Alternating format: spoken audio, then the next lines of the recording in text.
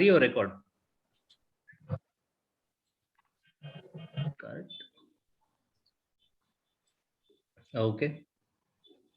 So वैसे भी मतलब पहले we have seen the 2 units already, and I'm actually making a continuous presentation of it. Now I believe the earlier 2 units were done about a month ago or something, and then there was a huge gap till we came up with the unit 3. I think from the next week onwards, this will be a little easier process where we'll be doing at least 2 or 3 units in one session, because there are Hello, multiple Chaitanya. units. Hello. Yes. Uh, Research methodology at subject. No, today is business communication. You want me to Business help you with communication. the, Okay. yeah. You want me to continue with research methodology also, or how is it? Sorry. You want me to help you with the research methodology part, or you want me to continue with the business communication? Yeah, I can switch if you want to. No. Business communication is good. Okay, fine. So that's Saransh, right? Who was it? Yes, I'm not. Saransh. Yeah, I could recognize your voice at least. Great. Good But to see you after such a long Saransh, time. Yeah. Saransh is not available in this group, and he is not attend like lecture Okay. regularly. Okay. So let's go ahead with the unit 3, which is the effective communication cycle. So in the first 2 units, what we have seen was basically the network of communication, what basically network means, the definition, and so on. And then in the second unit, we saw how we do the preparation for communication, about like finding the language groups and developing the language and this and that and other things. So now let us go with the unit 3, which is the effective communication cycle. Now, whenever we say that now in this particular regards, whenever we are using the word communication, it is not a person to person or peer to peer communication. It is basically business communication. Okay, peer to peer bhi hoga to bhi it's business communication. Now we usually say that communication has to be effective. What is the meaning of word effective? Effective is something which is causing a desired effect when that piece of information is getting conveyed to the other party. So in any kind of communication, definitely there has to be a sender who is actually sending the message, and then there has to be at least a receiver. So there is at least one receiver. If it's a one to many communication, there are multiple receivers of the same communication at the same time, or maybe at different instances of time. Just to give an example, if we are doing a radio communication, then whoever are tuning into that particular radio channel at that point of time, they're having the same communication received simultaneously. So it's a one to many communication, but it's a simultaneous communication. But when we are, let's say, placing a billboard or a signboard onto the roads, people are reading it at their convenience whenever they're passing on the road, and whenever it comes in the frame of their sight, or whenever they're stopping at the signal and they're reading the billboards. So it is a one to many communication, but it's not a simultaneous or synchronized communication. It's asynchronous. Okay. So we have seen these concepts earlier in a brief. Now let us go to what is effective communication. Now, in order to make communication effective, there is a small checklist that has been developed by the experts, of course, who we are following, and we want to, what we can say, use that. Why checklist? So that we have easy parameters against which we can check them and decide whether this communication was effective or not. And if it is not effective, then what are the parameters we are missing out on so that we can make it more effective. Okay, the ultimate purpose of studying this subject is to communicate ourselves better, right? What is to communicate? Communicate is to take our message across effectively. So taking message across is one thing, effectively it's second thing. Effective means basically getting the desired output, getting the desired response on the message. So let's see what are the different things into the communication checklist, effective communication checklist. First, what is your message accurate and complete? Many a times people fail to provide a complete message. Case in point, I can give you a very good example. The ad of Cred. Now Cred did a huge marketing campaign, invested a lot into it, shared gifts and all those kind of things. But if you look at their ads, if you go on YouTube and find their ads, there is a person sitting in the chair and he's saying something that this, but Cred is not that. But he never tells what Cred is. Of course, that might have hooked some fish, and some people, in order to, what we can say, satisfy their curiosity, might have downloaded that ad. But that message was not complete. The incompleteness of that message is a desire, gave it the desired output. So was it effective communication or not? Yes, it was effective. Was it effective to the extent it should have been? That Cred only knows. But in our checklist, usually, as a usual standard of business communication, the message should be accurate and complete in 99% of the cases, because unless it is accurate and complete, you cannot convey what the next person is expected to do. If you are having the communication within the organization, and outside the organization, you are not able to give the complete picture which you want the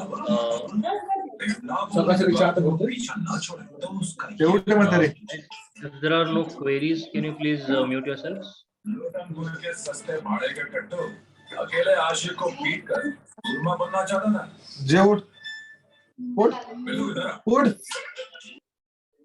Hello, please mute yourself. Muting people now. You mute all now. Okay.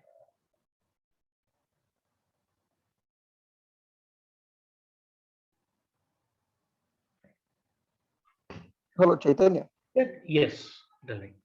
ये PPT आपका है मतलब? Yeah, this is my PPT. I've created this. Okay, okay. Yeah, actually, I usually do not borrow presentations from other people. Sometimes I do. Do you want me to create new PPTs like going forward, or you want me to use the college given PPTs? Like, what do you think would be more effective? No, no, no. I thought ये PPT मतलब जो मैं अभी तक BC का एक भी lecture attend नहीं किया है कॉलेज का, तो मुझे I don't have any idea what is BC, तो क्या है, कोई आइडिया नहीं है सब्जेक्ट के बारे में मेरे को। आज पहली बार अटेंड कर रहा हूँ मैं। अच्छा, अरे कुछ नहीं है ये business communication. How do you communicate across in business? Are you working professional? Tell me. Yes, I am working professional. Do you write emails? Yes. Are you handling clients for your company? Are you in a client facing job, or you are in a back office? No. I am not facing client, but I am facing workman supervisor. Because I am production engineer, so I don't have face any client. So basically, as a production engineer, you are in your hierarchy, you are either facing the like the plant manager or something, correct? Yes, exactly. Where is I your am boss? facing plant manager. And in your Yes. juniors, with your junior colleagues, there would be some supervisors, maybe some of the labor, some of the contract labor, some Labors, correct? exactly. Right. Yes, exactly. So basically, the thing is this: when communication is the one thing where you have to give your message across properly. Okay. Yes. Now, just to give you an example, which you might be able to relate to, what kind of a production you are into? Sorry. What kind of goods do you produce? What kind of production? Okay, we are producing clean room panels for pharmaceuticals company and HVAC for pharmaceuticals company. Basically, we are producing equipments for pharmaceutical companies. Okay. So see, if at any point of time, let's say you are given some production targets which are time sensitive. Yes, exactly. And then at any point of time, if the target is not met because of some reason that some of the equipment was not working, or maybe there was a power outage or anything like that. Yes. There is a process through which you are supposed to communicate that to your plant manager, and in turn that gets finally communicated with the board of the organization or the senior most management of the organization, correct? Yes, correct.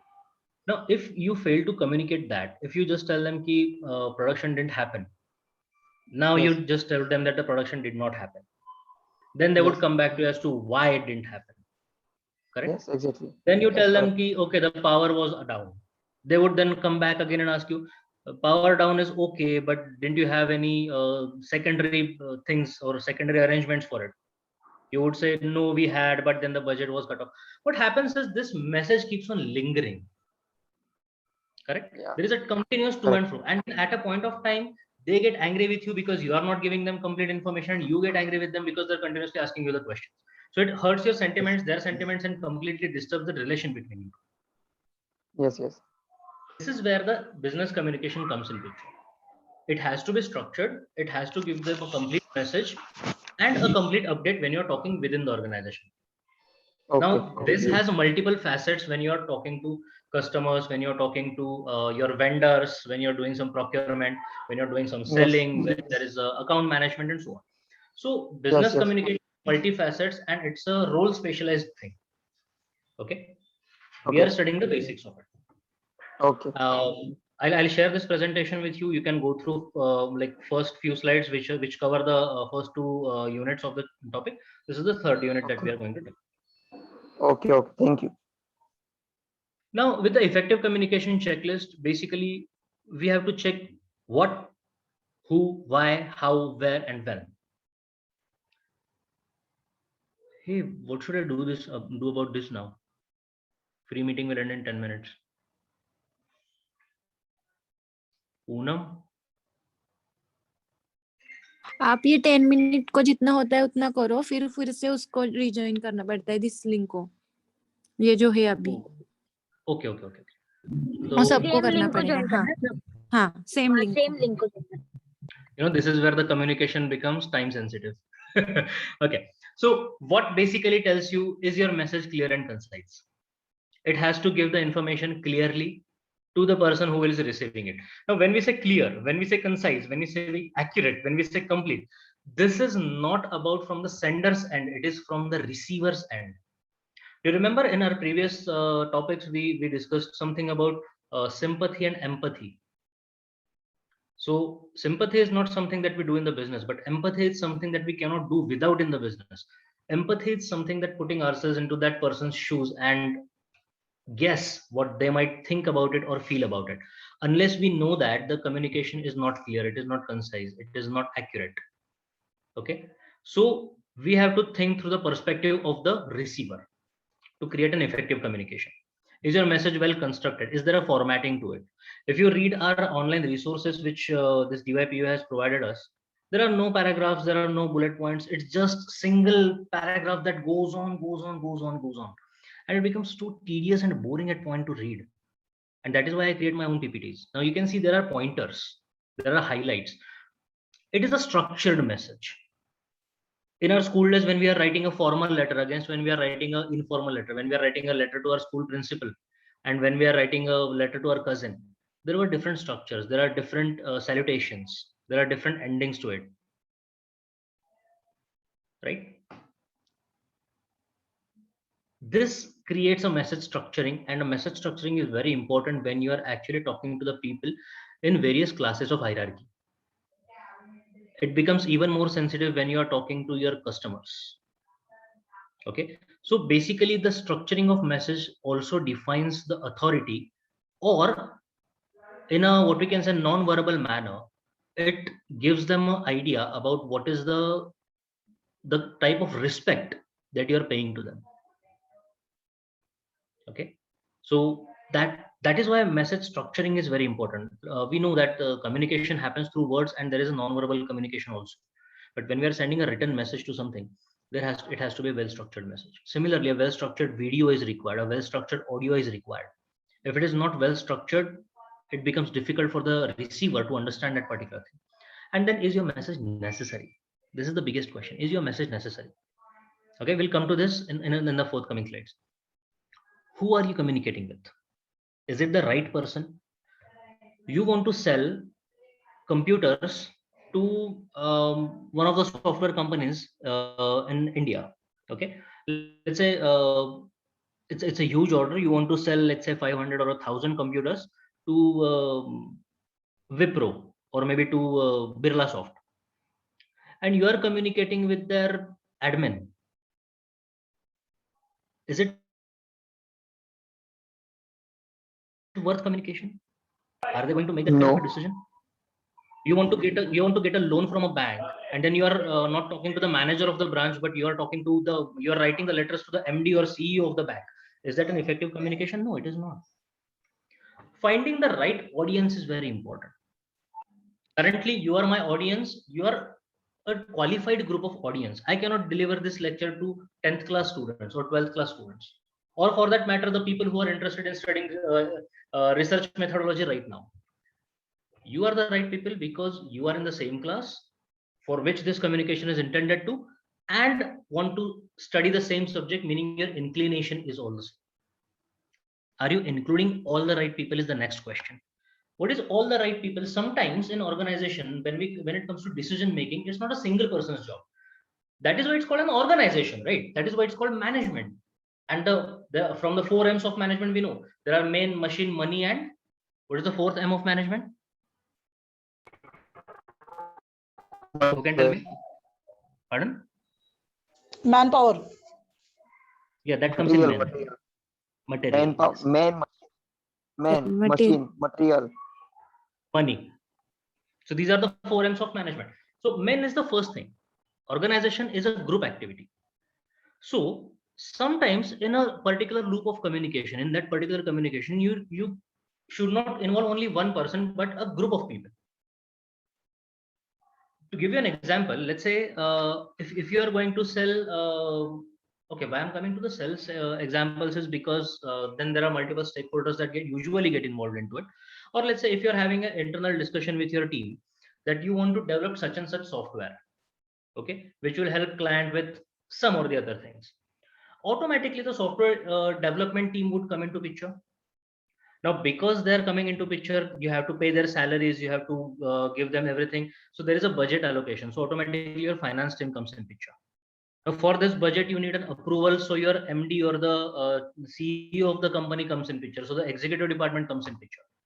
When a new team is built around that project, new infrastructure is required. So automatically admin comes in picture. And for that, you want to hire new people. So HR comes in picture.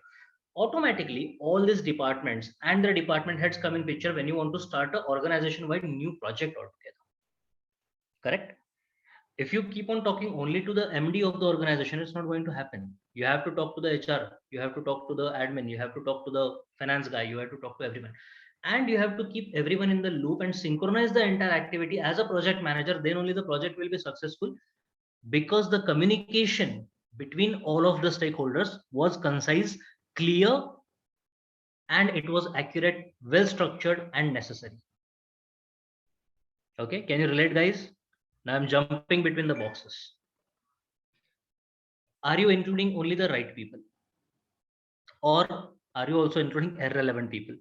Sometimes including irrelevant people is problematic because you are processing confidential information or sensitive information of the company, and if it falls in hands of the wrong people, it can be disastrous for the organization. So with that sole purpose, basically you want to involve only the relevant parties in the communication.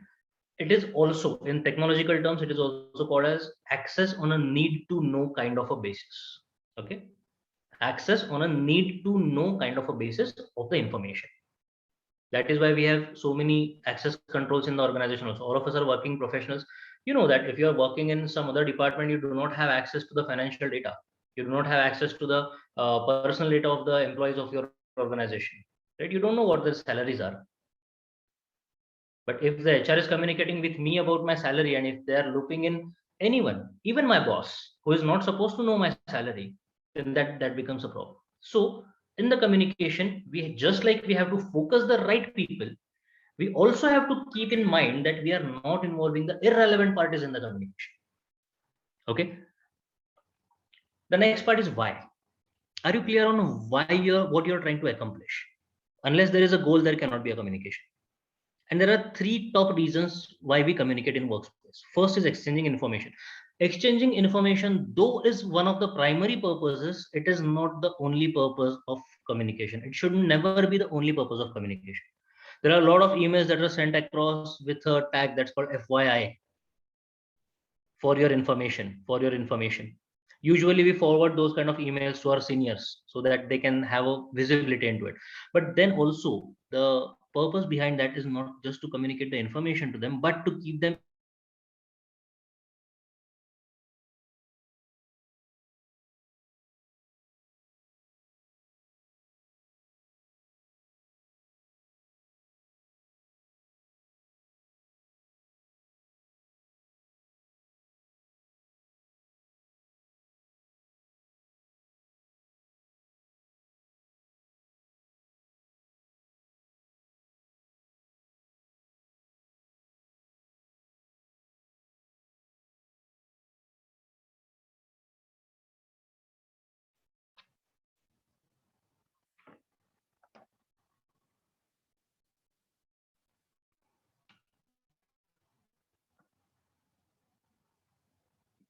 क्या हुआ meeting and